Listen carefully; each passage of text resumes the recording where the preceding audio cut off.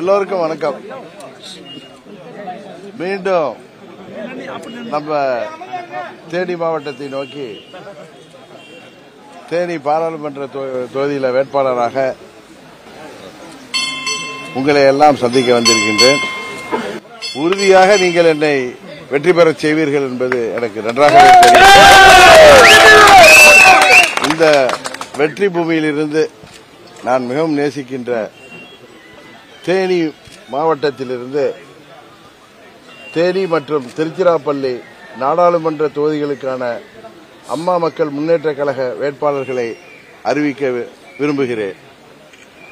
அம்மா மக்கள் முன்னேற்ற கழகத்தின் ஆட்சி மன்ற குழு பரிசீலித்து எடுத்த முடிவின்படி 19/4/2024 அன்று நடைபெறவுள்ள நாடாளுமன்ற மக்களவை பொதுத் தேர்தலில் தேசிய ஜனநாயக கூட்டணியில் அம்மா மக்கள் முன்னேற்ற கழகத்தின் சார்பில் வெற்றி வேட்பாளர்களாக கீழ்காண்பவர்கள் போட்டியிடுவார்கள் என்பதை தெரிவித்துக் கொள்கின்றேன். தேனி நாடாளுமன்ற தொகுதி டிடிவி தினகரன், திருச்சிராப்பள்ளி நாடாளுமன்ற தொகுதி திரு பி செந்தில்நாதன் அவர்கள், திருச்சி மாநகர் மாவட்ட கழக செயலாளர், திருச்சி மாநகராட்சி மாமன்ற உறுப்பினர். எங்கள் இருவரையும் தேனி மற்றும் திருச்சிராப்பள்ளி தொகுதியைச் சேர்ந்த நாடாளுமன்ற தொகுதியைச் சேர்ந்த மக்கள் வெற்றி பெறச் செய்வார்கள் என்ற நம்பிக்கை எங்களுக்கு இருக்கிறது. அதுபோல என்டிஏ கூட்டணியில தேசிய ஜனநாயக கூட்டணியில் உள்ள வேட்பாளர்கள் போட்டியிடுகின்ற வேட்பாளர்கள் 40 பேரையும் தமிழ்நாடு மற்றும் பாண்டிச்சேரி மக்கள் வெற்றி பெறச் செய்து 3வது முறையாக இந்தியாவின் பிரதமராக பதவியேற்க இருக்கின்ற பாரத பிரதமர் திரு நரேந்திர மோடி அவர்களுக்கு தமிழ்நாட்டு மக்கள் ஆதரவு அளிக்கின்ற விதமாக இந்தியாவின் பாதுகாப்புக்காகவும் இந்தியா உலக நாடுகளின் முன்னேறிய நாடாக உருவாவதற்கும் திரு நரேந்திர மோடி அவர்களின் கரத்தை வலுப்படுத்துகின்ற விதமாக என்டிஏ கூட்டணியின் அனைத்து வேட்பாளர்களும் தமிழ்நாட்டு மக்கள் வெற்றி பெறச் செய்ய வேண்டும், செய்வார்கள் என்ற நம்பிக்கையில் நாங்கள் மக்களை சந்திக்கின்றோம். நன்றி, வணக்கம்.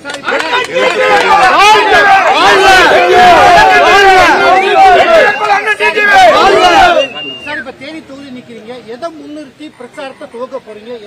என்ன வாக்குறுதி கொடுக்க போறீங்க? இப்ப ஏற்கனவே நான் நாடாளுமன்ற உறுப்பினரா தேனி மாவட்டத்தில் பெரியகுளம் தொகுதியா இருந்தப்ப நான் பணியாற்றி இருக்கேன்.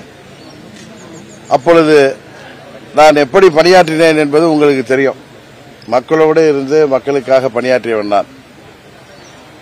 அம்மா அவர்கள் ஆட்சி அப்பொழுது இருந்த பொழுது நமது தொகுதியின் வளர்ச்சிக்காக பல்வேறு திட்டங்களை அம்மா அவர்கள் நிறைவேற்றி தர வேண்டும் என்று மக்கள், தேனி மாவட்ட மக்கள், பெரியகுளம் தொகுதி மக்களின் சார்பாக நான் அம்மா அவர்களிடம் கோரிக்கை வைத்து அவற்றையெல்லாம் நிறைவேற்றி தந்தேன்.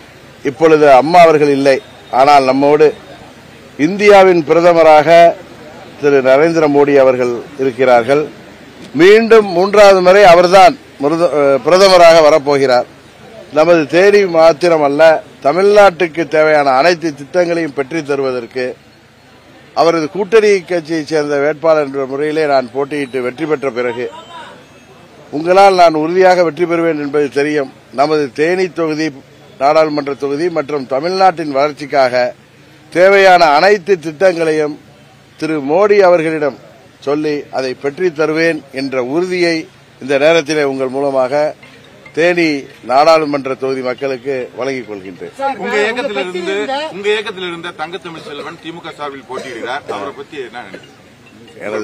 எனது முன்னாள் நண்பர் அவர் இன்றைக்கு திமுகவின் வேட்பாளராக போட்டியிடுகிறார். மக்கள் முடிவு செய்வார்கள் யாருக்கு வாக்களிக்க வேண்டும் என்று.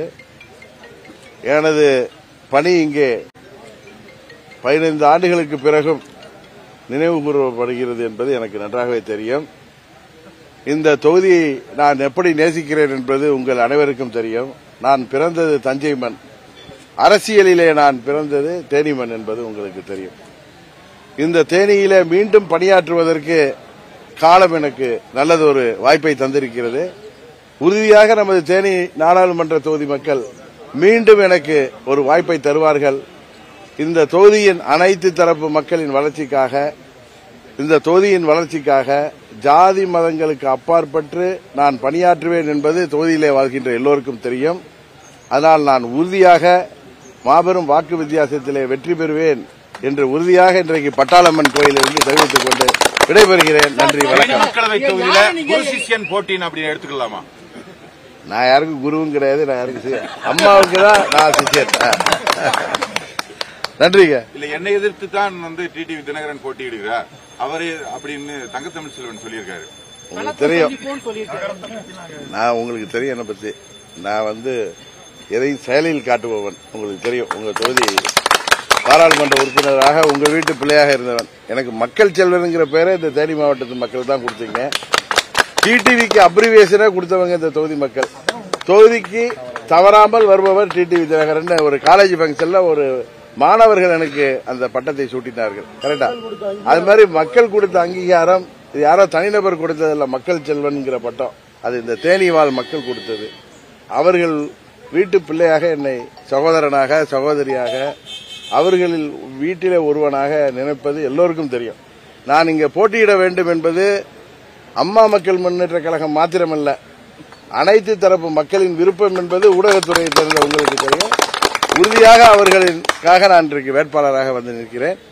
எனக்கு இந்த தொகுதியை எனது அருமை நண்பர் முன்னாள் முதலமைச்சர் OPS அவர்களும் அவரது மகன் திரு ரவீந்திரநாத் அவர்களும் நான் இங்கு போட்டியிட வேண்டும் என்று திரு ரவீந்திரநாத் கடந்த 24 ஒரு மாதத்துக்கு முன்னாடி இங்க நம்ம அம்மாவுடைய பிறந்தநாள் கூட்டத்திற்கு நான் தேனிக்கு வந்தப்ப முடிச்சிட்டு போறப்ப என்னை வழி அனுப்புகின்ற பொழுது அவங்க அப்பா மற்ற சைதுகான் மற்ற எங்க நிர்வாகிகள்லாம் இருந்தப்ப நான் வேன்ல இருந்து இறங்கி அவர்கள்ட்ட விடைபெறப்ப, சார் நீங்க தான் தேனி தொகுதியில் போட்டியிடுன்னு எனக்கு என்னை அவர்கள் அழைத்தார். இருந்தாலும் நான் சொன்னேன், நான் உண்மையாக சொல்கிறேன், நான் தொகுதியில தேர்தலில் போட்டியிடுங்கிற எண்ணம் இல்லாமல் இருந்தேன். என்னை நண்பர்களும் கூட்டணி கட்சியை சேர்ந்தவர்களும் நமது தேனி தொகுதியை சேர்ந்தவர்கள் நான் போட்டியிடணும்னு சொல்லி என்கிட்ட நிறைய பேர் சொன்னப்போ கூட நம்ம மற்ற தொகுதிகளுக்கெல்லாம் சென்று வாக்கு சேகரிக்கணும் என்கிற எண்ணத்தில் தான் இருந்தேன். அவர் அழைத்த பிறகு நான் யோசித்தேன். திரு OPS அவர்களுடன் பேசினேன். அதுபோல கூட்டணி கட்சியை சேர்ந்த தலைவர்களும் என்னை நான் தேனியில் போட்டியிட வேண்டும் என்று சொன்னார்கள். திரு ரவீந்திரநாத் அவர்கள் என்னை அழைத்த பிறகு நான் யோசித்தேன். திரு பன்னீர்செல்வம் அவர்களோடு தொலைபேசியில் பேசும்பொழுது அவர் நீங்கள் போட்டியிடணும்னா எந்த தொகுதியில் சார் அவசியம் நான் போட்டியிட்டா தேனியில தான் போட்டியிடணும் சேர்மன் சொன்னேன். அதை அவர் புரிந்து கொண்டு நான் போட்டியிடுவதற்கு எனக்கு வழி விட்டு அவர் இன்றைக்கு ராமநாதபுரம் தொகுதிக்கு சென்றிருக்கிறார். அவரும் வெற்றி பெறுவார். அங்கே எங்கள் கூட்டணி கட்சிகளும் அம்மா மக்கள் முன்னேற்ற கழகத்தை சேர்ந்தவர்களும் அவருக்கு வெற்றிக்காக கடுமையாக உழைச்சிடுவார். சார் இந்த தொகுதியின் என்ன பிரதர் உங்களுக்கு தான் என்னை பத்தி நல்லா தெரியுமா? அப்ப நீங்க ஊடகத்தில் இருக்கீங்க.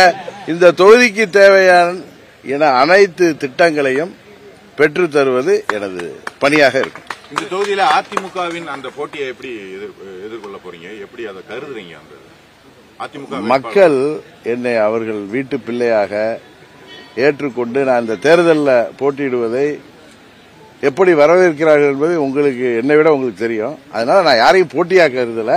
அந்தந்த கட்சிகள் இது ஒரு சடங்கு, போட்டி வேட்பாளர் எடுத்துறாங்க. அவர்களை நான் போட்டியாகவே கருதவில்லை. மக்களுக்காக உழைக்க வந்திருக்கிறேன். இந்த மக்கள் என்னை ஜனநாயக நாட்டில் எதிர்கட்சிகளாக அவர்கள் போட்டியிடுகிறார்கள். யாரை பற்றியும் எனக்கு எந்தவித மாற்று கருத்து இல்லை. அவர்கள் கடமை அவர்கள் போட்டியிடுகிறார்கள். எனது கடமை நான் மக்களுக்கு பணியாற்ற போட்டியிடுகிறேன். இந்த மக்கள் என்னை மாபெரும் வாக்கு வித்தியாசத்தில் வெற்றி பெற செய்வார்கள், உறுதியாக செய்வார்கள். வெற்றி வீரனாக நான் உங்களை சந்திப்பேன். திமுக எப்பயுமே ஏமாற்று வேலை தானே பண்ணுவாங்க. அதனால அது ஒரு பூச்சாண்டி காமிப்பாங்க, மக்களை ஏமாத்தலான்னு பாக்குறாங்க. 21 ஏமாத்துன மாதிரி இப்ப ஏமாத்த முடியாது. ஜெயலலிதா அம்மா இருந்த காலத்துல பிஜேபி கூட நிறைய முரண்பட்டு இருந்தாங்க. இப்ப நீங்க அவங்க கூட கூட்டணி வச்சிருக்கீங்க அப்படின்ற மாதிரி ஒரு விமர்சனம் இருக்கு. அதாவது அம்மா 99 சமயத்துல 98ல கூட்டணியில் இருந்தாங்க. 99 காலகட்டத்தில் நான் பிஜேபியோட கூட்டணி போக மாட்டேன்னாங்க. 2004 கூட்டணி அமைச்சாங்க. நான் இப்ப வேட்பாளராக இங்க போட்டிக்கிட்டேன் அவரு. அதனால அம்மா அந்த காலத்தில் முடிவெடுத்தாங்க. நான் திரும்ப சொன்னேன், இப்ப அம்மா அவர்கள் இருந்திருந்தால் அம்மா என்ன முடிவு எடுக்கிறாரோ அதுக்கு டிடி தினகரன் கட்டுப்பட்டு இருப்பேன். அம்மா அவர்கள் இன்றைக்கு நம்மோடு இல்லை. அதே நேரத்தில் கடந்த 10 ஆண்டுகளாக பிரதமர் மோடி அவர்கள் இந்தியாவின் பாதுகாப்பிற்கும் இந்தியாவின் வளர்ச்சிக்கும் இந்தியாவை உலக நாடுகள் எல்லாம் வியந்து பாராட்டுகின்ற அளவுக்கு உயர்த்தி வருகிறார். எல்லா நாடுகளும் நிதி நெருக்கடியில் தவிக்கிறப்ப கூட இந்தியாவின் பணவீக்கத்தை குறைத்து ஒரு சிறப்பான நாடாக வளர்ச்சி அடைகின்ற நாடாக உருவாக்கி இருக்கிறார். தொடர்ந்து அவர்தான் வெற்றி பெறுவார் என்பது ஊரறிந்த உண்மை. அவருக்கு ஆதரவு அளிக்கின்றது மூலம் இப்ப அம்மா இருந்தப்ப நாங்கள் திட்டம் எல்லாம் பெற்றுத்தர முடிஞ்சிச்சு. அது மாதிரி திரு மோடி அவர்கள் கூட்டணியில் செல்கிறேன். அவருடைய கூட்டணி வேட்பாளராக நான் வெற்றி பெற்ற பிறகு நமது தொகுதியின் வளர்ச்சிக்கு அம்மா அவர்கள் இருந்தபோது எப்படி உரிமையாக திட்டங்களை பெற்றுத் தந்தோமோ இங்கு தேவையெல்லாம் பூர்த்தி செய்தோம். அடிப்படை வசதிகள், மருத்துவக் கல்லூரி, கூட்டு குடிநீர் திட்டம், இன்னும் எத்தனையோ திட்டங்கள். நான் உங்களுக்கு தெரியும், நான் அதை சொல்லி கேட்கணும்னு அவசியம் இல்லைன்னா உங்களுக்கே தெரியும். அதுபோல நமது தொகுதிக்கு அவர் கேட்டார என்னெல்லாம் தேவையோ அதெல்லாம் நீங்க என்கிட்ட கொடுக்கறதெல்லாம் நான் திரு மோடி அவர்கள் மூலம் இந்தியாவின் பிரதமரே நம்மோடு இருக்கிறப்ப நம்ம யாரை பத்தி கவலை பண்ணோம். அது நம்ம தொகுதிக்கு வேண்டிய திட்டங்கள் எல்லாம் அவர் மூலம் நிறைவேற்றி தருவேன் என்பதுதான் எனது வாக்குறுதி. அவர் அங்க நிச்சயம் நாங்க இன்னும் பேசணும் அது சம்பந்தமா. சட்டப்பேரவை தேர்தலில் இந்த கூட்டணி தொடருமா? ஆமா, இதுக்கு வருங்காலத்தில் அம்மா மக்கள் முன்னேற்ற கழகம் பிஜேபியுடன் கூட்டணி தொடரும்.